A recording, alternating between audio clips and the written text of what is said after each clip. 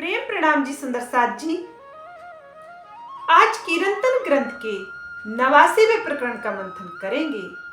इस प्रकरण में महामती जी ने ध्यान चितवनी की ओर सभी सुंदर साथ को लगने की बात कही है।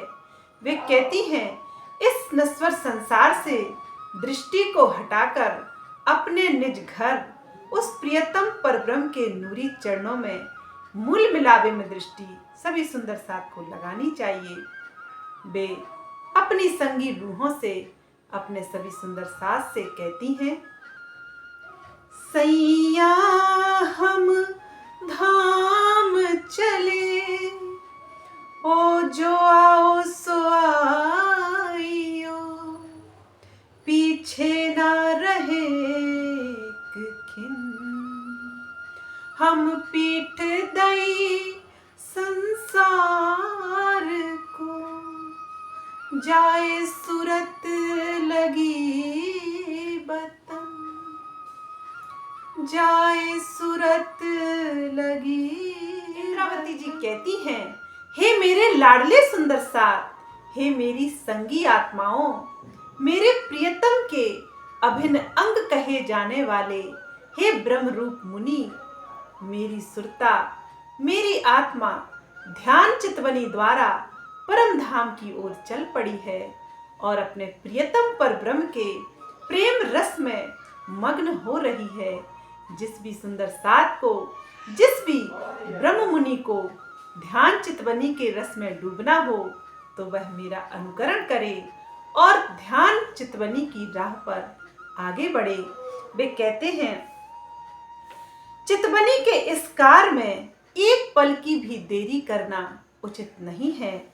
हमने अपना ध्यान संसार से हटा लिया है और अपने निज घर और अपनी परात्म के का दीदार करके अपने प्रियतम परब्रह्म के प्रेम रस में मेरी आत्मा पल पल डूबी जा रही है। महामती जी आगे कहती हैं, सुध मुहूर्त ले कुछ लिया, सायत देखी अति सारी, अब दौड़ सको तो दौड़ियो, ना रहे दौड़ पकड़ी हमारी, ना रहे दौड़ पकड़ी हमारी। इंद्रावती जी कहती हैं कि मैंने सही समय देखकर और सही अवसर खोजकर मैंने अपनी सुरता को उस दिव्य ब्रह्मपुर परम धाम के 25 पक्षों में लगा दिया और मैंने अपनी इस दृष्टि को संसार से मोड़कर उस दिव्य ब्रह्मपुर परम धाम के मूल मिलावे में अपने प्रियतम के चरणों में यह दृष्टि मोड़ दी। वे कहती हैं, हे परम धाम के ब्रह्म रूप मुनि, तुम यदि मेरी इस ध्यान चितवनी का अनुकरण कर सकते हो तो करो और तेजी से प्रियतम परब्रह्म के उस दिव्य ब्रह्मपुर परम धाम की ओर अपनी सुरता लगाओ, अर्थात अपनी सुरता को जितना हो सके उतना अधिक दौड़ा लो। वे कहते हैं कि मेरी इस दौड़ को कोई भी पकड़ नहीं सकता, अर्थात मेरी चितवनी की राह में कोई भी बाधाएं खड़ी नहीं कर सकता और मेरे इस प्रेम रस को मेरी सुरता लूट रही है, उसको भी कोई पीछे नहीं। महामता जी आगे कहते हैं, कोई दिन राह देखी साथ की, पीछे नजर फिराए, पहुँचे दिन आए आखिरत, अब हम रहो न जाए, अब हम रहो न जाए। महामती इंद्रावती जी समझाती हैं कि कुछ समय तो मैंने इसकी प्रतीक्षा की कि मेरे धाम के सुंदर साथ स्वयं ही ध्यान चितवनी में लग जाएंगे और प्रियतम परब्रह्म के प्रेम में स्वयं को डुबो देंगे, लेकिन इसके पश्चात मैंने परम धाम के ध्यान चितवनी की राह अपना ली और अपने प्रियतम परब्रह्म के नूरी चरणों में अर्थात तारतम ज्ञान के प्रकाश के फैलने के बाद यह संसार के लिए आखिरी समय ही है। महामती जी कहती हैं, इस आखिरियत के समय में युगल स्वरूप और परम धाम के 25 पक्षों में मेरी रूह दौड़ती जा रही है, अर्थात उनके विरह और प्रेम के अतिरिक्त मेरी आत्मा को अब कुछ भी अच्छा नहीं लगता।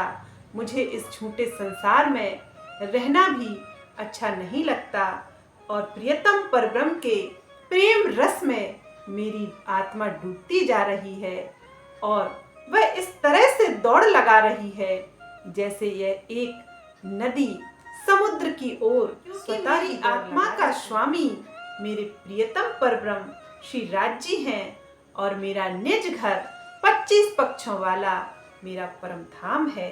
महामती जी आगे कहती हैं,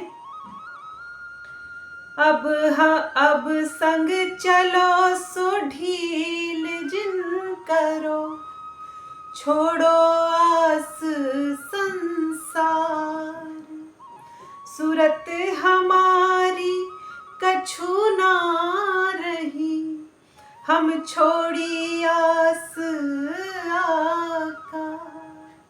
महामती जी कहते हैं, अब अपने मन को ढील मत दो हे सुंदर साज जी, अब अपने मन को इस माया से हटाकर उस प्रियतम परब्रह्म के धाम स्वरूप और लीला में लगाए रखो, क्योंकि ये कहते हैं जो भी सुंदर साज परम धाम की राह पर चलना चाहते हैं वे तो ध्यान चितवनी से अब ढिलाई ना करें, अर्थात वे पीछे ना हटें।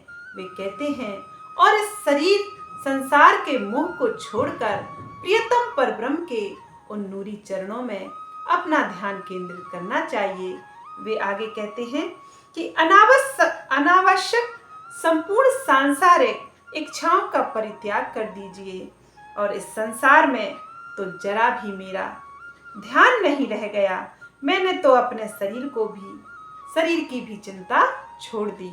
महामती जी हम सभी सुंदर साथ को सिखापन दे रहे हैं कि इस संसार के अनावश्यक तृष्णाओं से बचे रहें, क्योंकि जितना मन तृष्णाओं में फंसेगा उतना ही प्रियतम परब्रह्म के चरणों से दूर हो जाएगा। सुंदर साथ महामती जी आगे कहती हैं, नेक बसे हम ब्रज में, नेक बसे रास माही, आगे तो धाम आइया, अब तो आंखें खुल जाएं।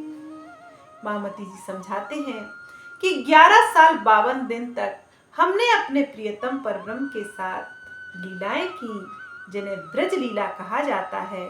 और वे कहते हैं कि इसके पश्चात थोड़े समय के लिए हमने उस योग माया के ब्रह्मांड में अपने प्रियतम के साथ रास की लीलाएं की, जिसमें एक रात्रि में हमने अपने प्रियतम को देखा और उनके साथ आनंद में खोए रहे।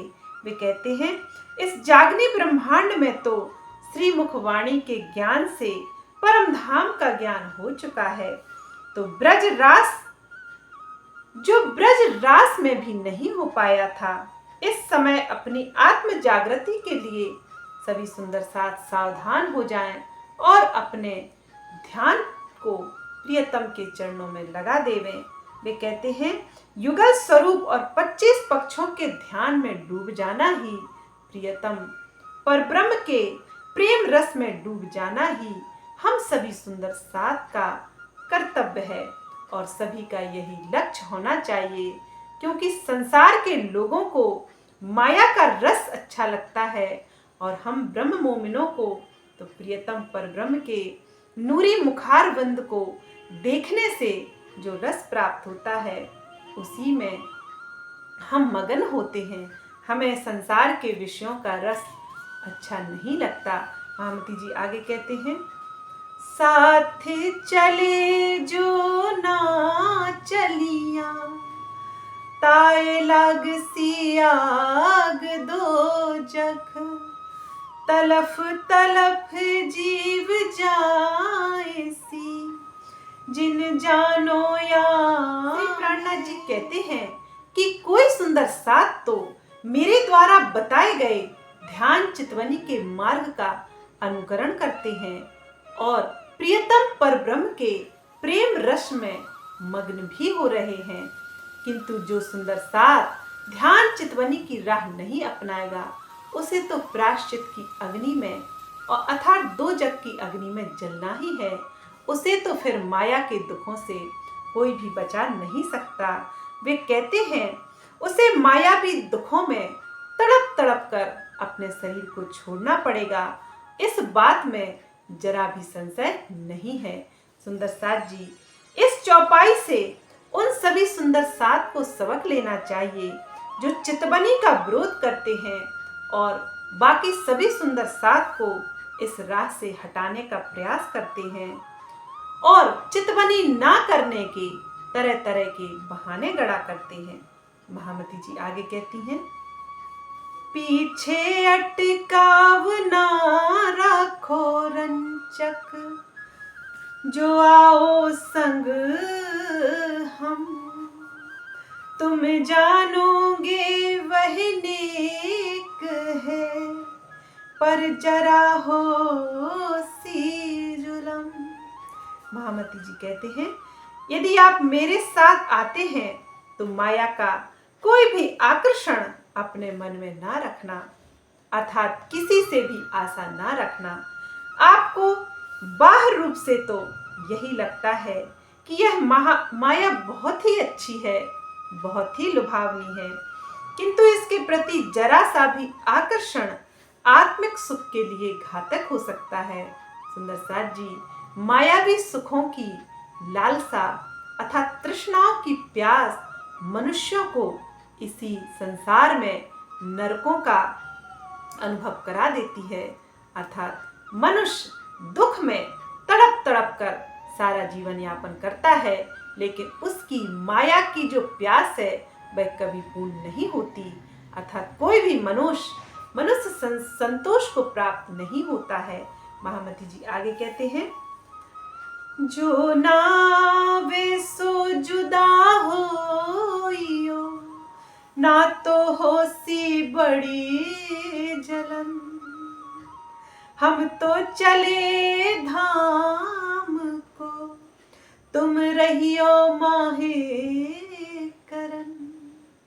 महामती जी कहते हैं, जो मेरी राह पर आना नहीं चाहता है वह अलग हो जाओ, क्योंकि यहाँ तो माया का सुख है ही नहीं, यहाँ तो प्रियतम परब्रह्म के प्रेम में तड़पना होता है और उन 25 पक्षों के सुखों में यह सुरता लगानी पड़ती है। यदि तुम यह जानकर भी मेरे साथ बने रहना चाहते हो तो बेशक बने रहो, लेकिन माया की जलन तुम्हें तड़पाती रहेगी। इसलिए वे कहते हैं, जिस सुंदर साथ को माया की कामना है, माया के सुखों की प्यास है, वह सुंदर साथ मुझसे कहते हैं, जो धाम की अंगना होगी, जो परम धाम की मोमिन रूह होगी, वह तो अपने प्रियतम प्राणेश्वर पर अपना सर्वस्व निछावर कर देगी, अर्थात वह ध्यान चितवनी में अपनी रूह को उस दिव्य ब्रह्मपुर परम धाम लाहूत के मूल मिलावे में स्वयं को डुबो देगी। इसमें कोई संशय नहीं है। वे कहते हैं, और इस समय वह अपना अपनापन जरूर दिखा देगी, क्योंकि वह तो प्रियतम परब्रह्म की खास रूह है और इस सुनहरे अवसर को वह किसी भी तरह से गवा नहीं सकती, अर्थात वह इन आखिर के समय में ध्यान चितवनी में डूबकर अपने प्रियतम परब्रह्म का वह प्रेम रस इसी नश्वर संसार में पीती रहेगी और माया के विष से मुक्त होती रहेगी। महामती जी आगे कहते हैं, जो भूले अब को अब सर, सो फिर नया वे ठोर, नेहचे साच ना भूलही, इत भूलेंगे कोई और, इत भूलेंगे कोई और। महामती जी कहती हैं कि धनी को रिझाने का जो यह सुनहरा अवसर हम सभी सुंदर साथ को प्राप्त हुआ है, इसे भुला देने अर्थात व्यर्थ करने वाला पुनः इस प्रकार का अवसर प्राप्त नहीं करेगा। वे कहते हैं ब्रह्म सृष्टि तो निश्चित रूप से नहीं भुलाएगी, पर इस संसार की भूल तो किसी माया के जीव से ही हो सकती है। महामती जी कहते हैं इस सुनहरे अवसर को मात्र खासल खास रूह नहीं भुला सकती और जीव सृष्टि किसी भी स्थिति में इस अवसर का फायदा या लाभ नहीं उठा सकती, क्योंकि जीव सृष्टि परम धाम की चितवनी में और प्रियतम परब्रह्म पर कभी भी ईमान नहीं लाएगी। महामती जी आगे कहते हैं आया दरवाजा धाम का साचो बाड़यावल, आए गए छाया मैंने धनी छाया। जी कहते हैं परम धाम की ध्यान चितवनी से ब्रह्म मुनियों का आत्मिक बल बढ़ गया और सभी सुंदर साथ ध्यान में डूबने लगे हैं, अर्थात परम धाम के प्रेम रस को पीने लगे हैं। वे कहते हैं कि एकमात्र धनी की शोभा का ध्यान ही परम धाम की ब्रह्म सृष्टियों को कि हृदय को निर्मल कर सकता है और कोई उपाय नहीं है। श्रीमुखवाणी में कहा गया है निस्दिन ग्रहिए प्रेम सो श्री युगल स्वरूप के चरण, निर्मल होना याही सो। हृदय को निर्मल करने का एकमात्र उपाय प्रियतम परब्रह्म के नूरी चरणों को हृदय में बसाना। महामती जी आगे कहते हैं साफ सहेजे हो गए करने पड़या ना जोर, रात मिट्टी कुफर अंधेरी भयो रोशन बतनी भोर, भयो रोशन बतनी भोर। महामती जी कहते हैं परम धाम और धनी की शोभा का ध्यान करने से सुंदर साथ बहुत ही सरलता से निर्मल हृदय वाले हो गए। उन्हें संसार के अन्य भक्तों की तरह पूजा पाठ, शारीरिक कष्ट, व्रत हवन करने की कोई आवश्यकता नहीं पड़ी। परम धाम के ज्ञान का सूर्य उग जाने से अज्ञान रूपी अंधकार स्वतः ही मिट गया और सभी के हृदय में तारतम ज्ञान का प्रकाश हो गया और प्रियतम परब्रह्म के नूरी मुखड़े का दीदार हो गया, जिसे वेद नेति नेति कहते हैं, जिसे ऋषि मुनि अगम कह देते हैं। उस प्रियतम परब्रह्म को ब्रह्म मोमिनों ने अपने हृदय में ही पाया और ध्यान चितवनी में उनके प्रेम रस को भी बहुत लूटा। महामती जी कहते हैं कि इस तारतम ज्ञान से, इस प्रकाश से कोई भी संशय ना रहा और जिससे अज्ञानता के गहन अंधकार की रात्रि समाप्त हो गई और प्रातः काल का उजाला हो गया, अर्थात सुंदर साथ इस नश्वर संसार में भी आनंद मग्न हो गया, क्योंकि वह संशय रहित हो गया। अज्ञानता का अंधकार ही दुखों का कारण है। महामती जी आगे कहते हैं कुर्बानी सुन सखिया उलसत सारे अंग, सूरत पहुंची जाए धाम में मिलाप धनी के संग, हो मिलाप धनी के संग। महामती जी कहती हैं धनी के प्रेम में निछावर होने की बात सुनते ही ब्रह्म सृष्टियों के हृदय आनंदित हो जाते हैं, अर्थात उनमें उमंग छा जाती है। वे सोचती हैं अपने प्रियतम के लिए किस तरह से कुर्बानी दी जाए, उनके एक एक वचनों पर कैसे चला जाए। महामती जी कहते हैं कि उनकी सुरता परम धाम में पहुंच जाती है तथा अपने प्रियतम प्राणेश्वर प्राण वल्लभ का उनकी आत्मा दीदार कर रही होती है और उस आनंद को भी इसी नश्वर संसार में अनुभव कर रही होती है।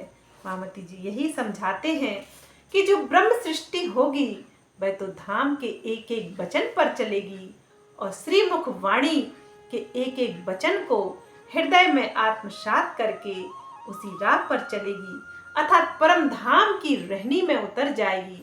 और जो ब्रह्म सृष्टि नहीं होगी वह तो मात्र इसको एक धर्म किताब समझेगी और धर्म ग्रंथ समझकर केवल पढ़ने का ही कार्य करेगी।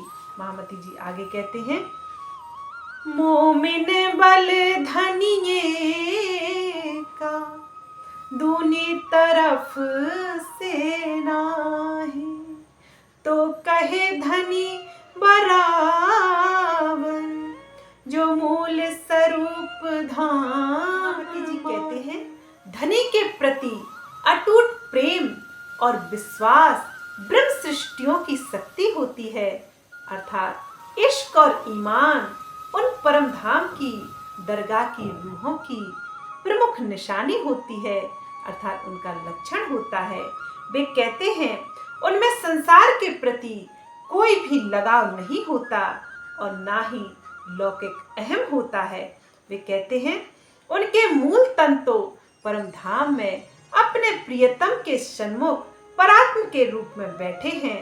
वे तो मात्र इस संसार में खेल देखने आई हैं, माया की प्रपंचमयी तिलस्मी और फानी दुनिया के झूठे रंग को देखने आई हैं। वे कहते हैं उन प्रियतम के चरणों में उनकी परात्म बैठी है, इसलिए उन्हें प्रियतम परब्रह्म के समान ही कहा गया है। ब्रह्म सृष्टि ब्रह्म से नारी वहदत और खिलवत की लीलाओं में कोई दूसरा है ही नहीं। हमारे प्रियतम प्राणेश्वर मार्फत का सूर्य हैं, वे मूल स्वरूप श्री राज्य हैं। उनके अलावा उस धाम में किसी का भी अस्तित्व नहीं है, इसलिए तो कहा जाता है या कहते हैं परम धाम की उस चौथे आसमान की उस दिव्य लीलाओं में कोई दूसरा है ही नहीं। वहां तो सब एक स्वरूप हैं। हमारे श्री प्राणनाथ हमारे प्रियतम प्राणेश्वर मार्फत के सूर अर्थात मूल स्वरूप श्री राज्य के अलावा वहां किसी का भी अस्तित्व नहीं है।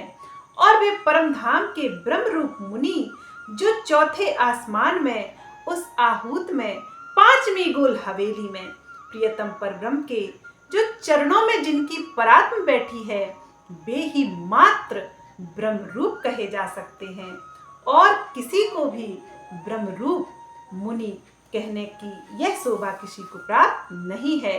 इन्हीं ब्रह्म मुनियों को तत्वमसी नाम से संबोधित किया जा सकता है और ये ब्रह्म रूप मुनि ही परमहंस कहलाने के काबिल हैं। एकमात्र जागृत बुद्धि का ज्ञान, निज बुद्धि का ज्ञान ही उस प्रियतम परब्रह्म का पूर्ण पहचान करा सकता है और उनके धाम स्वरूप लीला का वर्णन वे प्रियतम परब्रह्म स्वयं अपनी इस दिव्य ब्रह्मवाणी में करते हैं, जिस पर हम सभी ब्रह्म मोमिन ईमान लाते हैं और इन्हीं के प्रेम और इश्क की राह पर चलते हैं। वे मात्र ब्रह्म मुनि ही हो सकते हैं। इन ब्रह्म मुनियों की शोभा बहुत अधिक है। इनकी सिफत तो श्री राज जी गाते हैं, जिनके सुभान उनकी सिफत गाते हैं। वे ब्रह्म रूप मुनि ही वास्तव में ब्रह्म के समान है, इसलिए कहा जाता है ब्रह्म सृष्टि ब्रह्म से न्यारी ना होए। सुंदर साथ जी, अभी कुछ चौपाइयां शेष रह गई हैं, इनका मंथन हम कल करेंगे। बोलिए प्राणनाथ प्यारे की जय। प्रेम प्रणाम जी सुंदर साथ जी।